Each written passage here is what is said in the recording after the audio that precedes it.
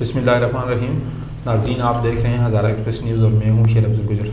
आज मैं एक अहम इशू के साथ हज़ारा एक्सप्रेस न्यूज़ के स्टूडियो में मौजूद हैं। मेरे साथ मौजूद हैं हज़ारा ट्रांसजेंडर एसोसिएट्स की chief executive officer NADRA Khan और उनके साथ हैं समेरा कुरैशी जो नादरा ख़ान की स्टूडेंट हैं।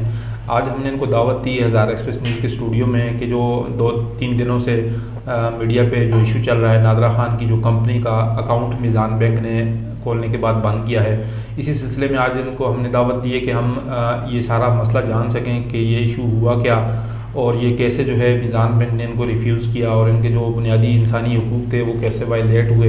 इसी सिलसिले में आज हम नादरा ख़ान से बात करेंगे, क्योंकि मीडिया पे मुख्तलिफ़ किस्म की बातें चल रही हैं और मीज़ान बैंक की तरफ से जो मौक़िफ़ आ रहा है उसमें भी कुछ तज़ादात हैं। इसी सिलसिले में हम चाहते हैं कि नादरा ख़ान अपनी ज़ुबानी ये चीज़ें बताए कि इनको जो है ये किस किस्म के मसाइल का सामना करना पड़ा या एक कॉर्पोरेट अदारे के अंदर इम्तियाज़ी सलूक जो है इनको फेस करना पड़ा।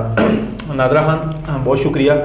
पहले तो मैं आपको और आपकी स्टूडेंट हैं समेरा कुरैशी को वेलकम करता हूँ अपने हज़ारा एक्सप्रेस न्यूज़ के स्टूडियो में। Thank you sir. और चूँकि 2-3 दिन से ये जो इशू चल रहा है इस हवाले से बात करेंगे। सबसे पहले मैं आपसे क्वेश्चन ये करूँगा कि आपने कंपनी बनाई, बल्कि क्वेश्चन करने से पहले मैं आपको मुबारकबाद पेश करता हूँ। Thank you sir. कि आपने हज़ारा ट्रांसजेंडर एसोसिएट्स के नाम से कंपनी बनाई। अभी मैं उसका लाइन ऑफ बिज़नेस देख रहा था, उसमें आपने मुख्तलिफ जो है अपनी कम्युनिटी के लिए स्कूल, कॉलेज, रिसर्च सेंटर और कम्युनिटी सेंटर के हवाले से उसमें पूरी जो है तफसील से बताया हुआ था कि ये काम करना चाहते हैं। तो ज़रा अपनी ये कंपनी का मकसद बता दें कि ये कंपनी आपने क्यों कायम की, इसके पीछे आपकी क्या सोच थी और ये कंपनी बनाने का मकसद क्या था।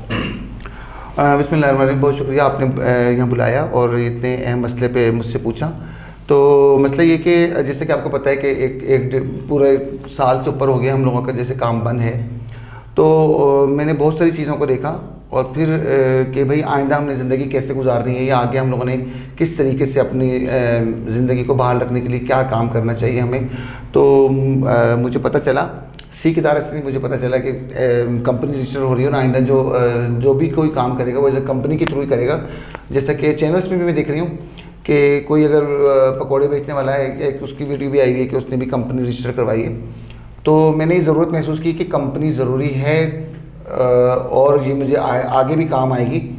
शुरू से ही, आज से कितने सालों से लगे हैं कि हमारी कम्युनिटी के लोग विल पावर हो जाएं और अपना जो है नाच गाने के अलावा भी अपना साइड बिजनेस या कोई ऐसा काम जो कि गवर्नमेंट ऑफ पाकिस्तान के कानूनी दायरे के अंदर आता हो वो करें सब।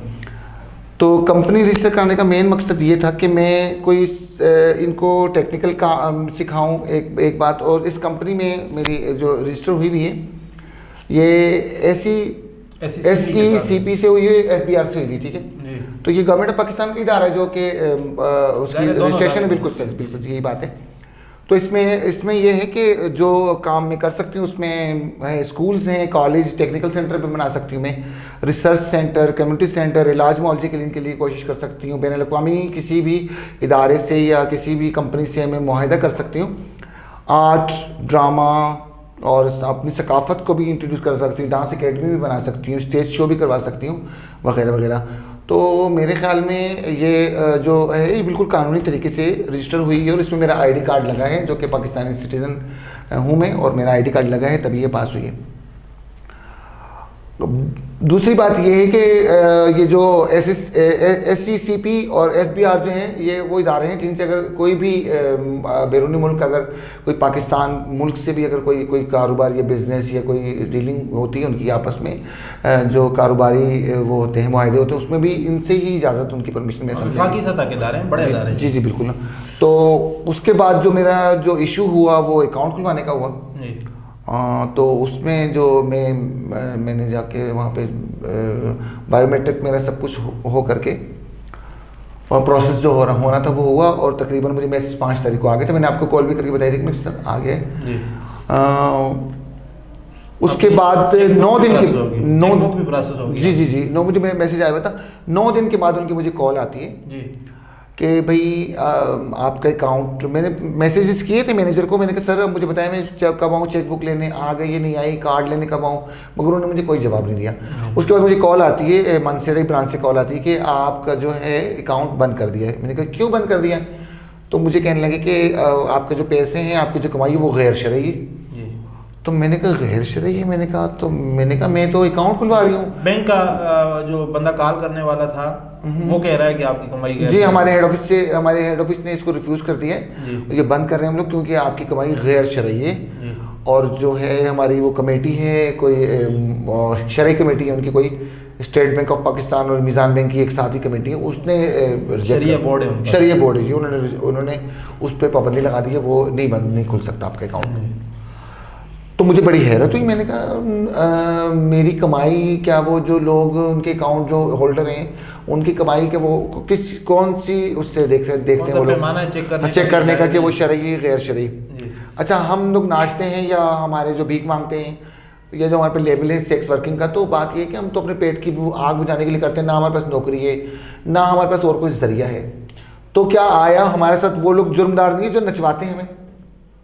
नचवाने वाले तो नीचे से ऊपर तक कहाँ तक पहुँच गए, और जो नाचने वाले वो मुजरिम हो गए। जैसे कि हमारे चल रहा है कि भाई वो कुछ हमारे ख्वाजा इस तरह फंक्शन में जाते हैं जी, वो गानों में जी सेक्सी गानों में डांस कर रहे थे तो पुलिस ने पकड़ लिया। तो क्या गाने वाला मुजरिम नहीं है? क्या गाने का जो म्यूजिक डायरेक्टर वो भी मुजरिम है? उनको पकड़ो। मतलब हम एक कमज़ोर तबका देख कर हम उन लोगों को, ना हमें फैमिली सपोर्ट है, ना हमारे पास और कुछ सपोर्ट है, बस अपने आप ही जंग लड़नी है हम लोगों ने, अपने जीने के लिए भी और मरने के लिए भी, मरने के बाद भी। तो हमें ही दबाया जाता है हर तरह से, हमें तौहीन की जाती है, हमें वो मजाक का निशाना बनाया जाता है, हमें मतलब पुतली तमाशा भी ये लोग करवाते हैं, मतलब जोकर बन के नाचते हैं हम लोगों के सामने। किसका दिल मानता है मुझे बताएं, किसका ज़मीर मानता है? मैंने तो एक अच्छे के लिए और एक डांस से उन चीज़ों से हट के मैंने तो एक अच्छे काम के लिए कदम उठाया था, और उसमें भी वो शरई बोर्ड आ गया। तो मैं तो हैरान हूँ कि वो कौन से उससे देखा, ये हदीस से मुझे बताएं कि मैं अगर ये बिज़नेस करना चाहती हूँ, ये मेरा इरादा है, तो मुझे रोक रहे हैं वो लोग, तो क्या मैं वही अपनी जो काम है वही शुरू कर दूँ दोबारा?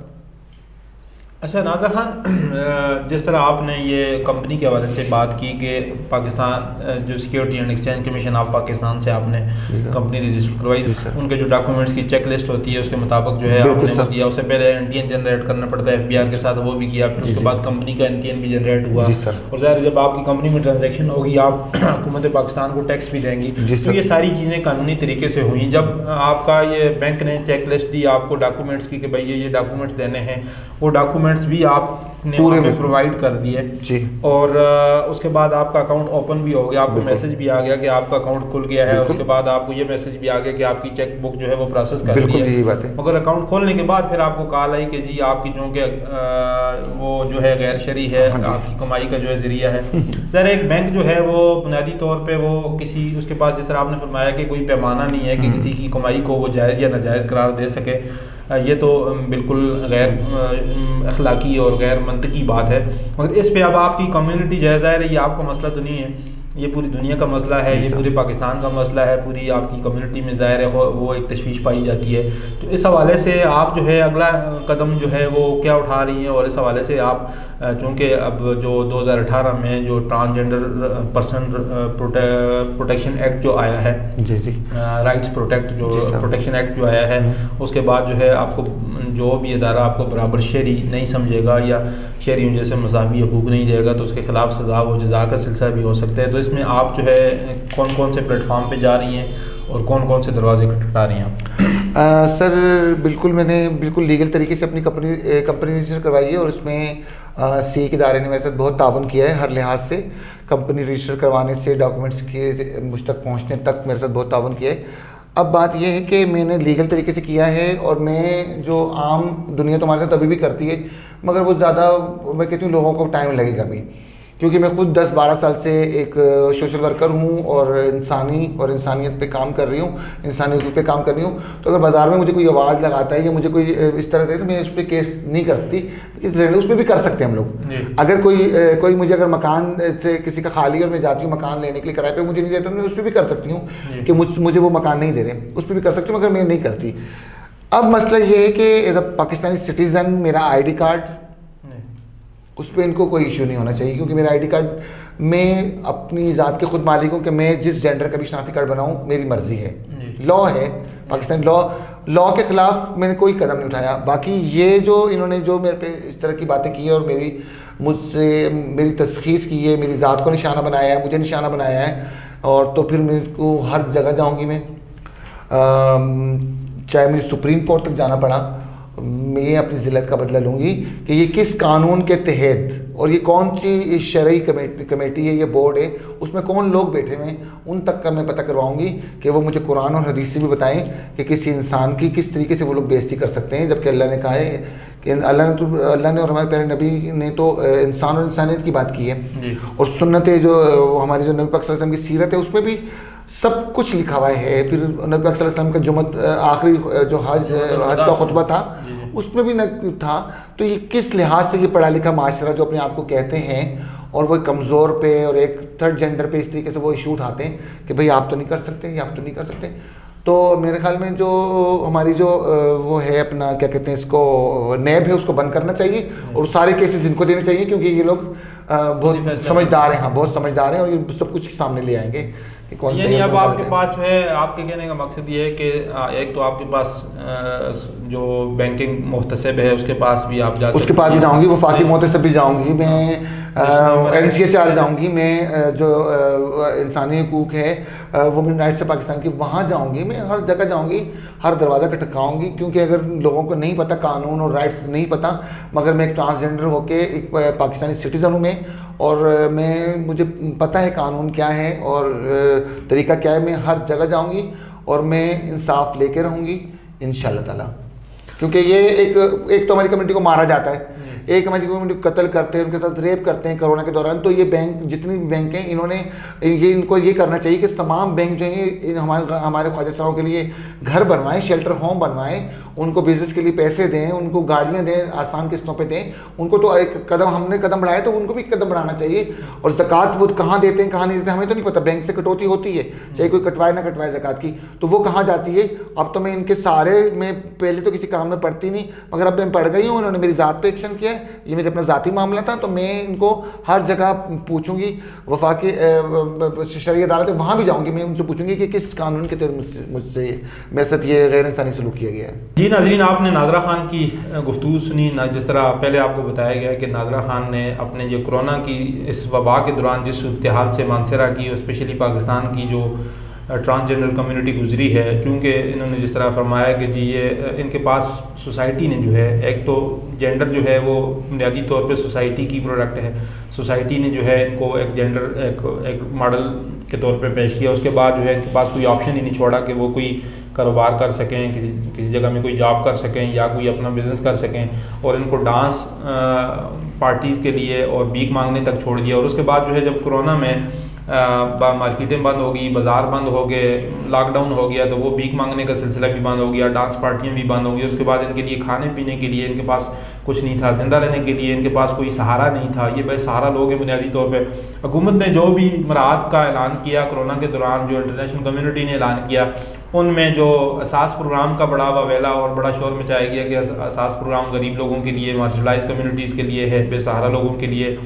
उस असास प्रोग्राम में भी इस कम्युनिटी को शामिल नहीं किया गया, बैतुल माल में भी इसको शामिल नहीं किया गया, ज़कात कमेटियों में भी जिन लोगों को ज़कात दी जाती है उनमें भी इनको शामिल नहीं किया गया। और उसके बाद जो है वो स्टेट बैंक की जो रीफाइनेंसिंग स्कीम थी, जिसके ज़रिए जो है मुख्तलिफ लोगों को कर्ज़े दिए गए और कर्ज़ा देने का ऐलान किया गया, उन स्कीमों में भी इनको शामिल नहीं किया गया। और अब अगर ये अपना कोई बावकार और बाइज़्ज़त रोज़गार का कोई ज़रिया ढूंढना चाह रहे हैं पाकिस्तानी आइन और कानून के तहत, ज़ाहिर है इन्होंने जो अपनी कंपनी रजिस्टर्ड करवाई है ये किसी कानून के तहत रजिस्टर्ड करवाई है। इसमें जो इन्होंने अपना लाइन ऑफ बिज़नेस लिखा है उसमें बड़ा क्लियर लिखा हुआ है कि भाई वो अपने लाइन ऑफ बिज़नेस में जो है अपनी कम्युनिटी के लिए कोई स्कूल कायम कर सकते हैं, कोई कम्युनिटी सेंटर कायम कर सकते हैं, कोई रिसर्च सेंटर कायम कर सकते हैं, उनकी फ़लाह व बहबूद के लिए काम कर सकते हैं। अगर इनके लाइन ऑफ बिज़नेस में कोई गैर कानूनी बात लिखी हुई, तो पहली बात तो ये थी कि security and exchange commission Pakistan का एक बड़ा नामवर अदारा है, वो अदारा ही इन पे ऑब्जेक्शन लगा देता, मगर उस अदारे ने इनको क्लियर किया है, उसके सारे जो है डॉक्यूमेंट्स दिए हैं और वही डॉक्यूमेंट्स इन्होंने बैंक का जो चेक लिस्ट है किसी भी कंपनी को, प्राइवेट लिमिटेड कंपनी या SMC प्राइवेट लिमिटेड कंपनी खोलने के लिए जो बैंक से जो डॉक्यूमेंट्स की चेक लिस्ट मिलती है, उस चेक लिस्ट के मुताबिक इन्होंने इनको सारे डॉक्यूमेंट्स दिए हैं। फिर इनके अकाउंट खुले हैं, अकाउंट खुलने के बाद इनकी चेक प्रोसेस हुई और उसके बाद इन पर यह एतराज़ लगा देना कि चूँकि जी आपकी इनकम का जो ज़रिया है गैर शरई है और आप जो अब बैंक के पास वो कौन सा पैमाना है जिसकी वजह से लोगों की जो है वो इनकम के ज़रियों को वो नापते फिरें कि भाई ये इसकी इनकम जो है वो शरई है या गैर शरई। इस हवाले से जितने भी इदारे हैं, स्पेशली बैंकिंग कोर्ट्स हैं, जो बैंकिंग के मुहतसिब हैं, इसके अलावा ह्यूमन राइट्स कमीशन के जो अदारे हैं, इनको चाहिए कि इस हवाले से, चूँकि ये एक इंसानी हकूक़ की वायलेशन का एक मसला है, ये कोई नादरा ख़ान का ज़ाती मसला नहीं है, ये पूरे पाकिस्तान का मसला है। और इस हवाले से हुकूमत को भी, जो ह्यूमन राइट्स कमीशन है, वजारत इंसानी हकूक़ है, इन लोगों को इस हवाले से इंक्वायरी करनी चाहिए। स्टेट बैंक ऑफ पाकिस्तान को इस हवाले से इंक्वायरी करनी चाहिए कि ये जो नादरा ख़ान के साथ इन्होंने जो रवैया रखा है, और इनके अकाउंट को जो बंद किया है जिन्स की बुनियाद पे, आया कारपोरेट रवायात की बुनियाद पे ऐसा हो सकता है? अगर ऐसा नहीं हो सकता तो फिर इसका अजाला किया जाना चाहिए। बहुत शुक्रिया। Mega brands complete wearing store अब आपके शहर मानसरा में पहली बार ladies, gents and kids garments और शूज की मुकम्मल वैरायटी मिले एक ही छत तले। मेगा ब्रांड्स में आपको लेडीज गारमेंट्स में मिले ladies casual suit, sweaters, wool shawl, किप shawls, ladies handbag, gents bridal wear, sherwani khussa, gents three piece suit, winter jackets, hoodies. Kids winter collection की तमाम वैरायटी पर हुसूसी डिस्काउंट हासिल करें। इसके अलावा ladies handbags, school bags, party spray और गिफ्ट्स पैक की मुकम्मल वैरायटी। मेगा ब्रांड्स में आपको मिले कंप्लीट फ्रेंडली माहौल और बाजार से मुनासिब रेट्स पे तमाम अशिया खरीदें। अभी तशरीफ लाएं मेगा ब्रांड्स और सब कुछ खरीदें एक ही छत तले। राकापोशी प्लाजा, नियो सिटी पुल, एबटाबाद रोड, मानसेरा। 0321 9813 823।